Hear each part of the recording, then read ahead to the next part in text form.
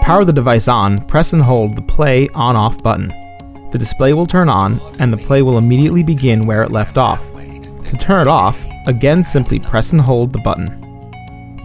To select a track to play on your Wonder Bible audio player, use the chapter code guide to find the corresponding 6-digit code. The chapter code guide can be located at the end of the instruction manual or on the back of your Wonder Bible audio player. Input the 6-digit code without the dashes into the numeric keypad. For example, type 102001 to listen to chapter code 1-02-001. Then press the play-pause button. To skip to the next chapter, press the next button.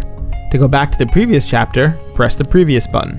To fast forward within a chapter, press and hold the next button. To rewind within a chapter, press and hold the previous button. To adjust the volume, locate the volume wheel in the corner of your device. Turn the wheel downward to increase the volume, or upward to decrease. If you'd prefer, you can use headphones to listen rather than the built-in speaker. Simply locate the audio jack on the side of your device and connect any standard-sized headphones. You can use the M button to easily switch modes between stories, music, and lullabies. To charge the Wonder Bible audio player, connect the charging cable to the micro USB charging port. Then connect the plug to a USB power supply, such as a wall adapter or computer. The player may take several hours to recharge fully. We recommend to charge the Wonder Bible audio player before using it for the first time. When the Wonder Bible audio player is charging, the battery indicator will flash, and a digit will move across the screen.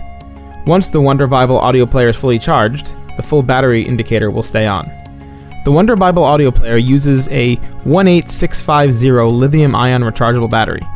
In the event that the battery dies, you may replace it by opening the battery compartment, removing the old battery, and following the polarization markings on the inside of the player.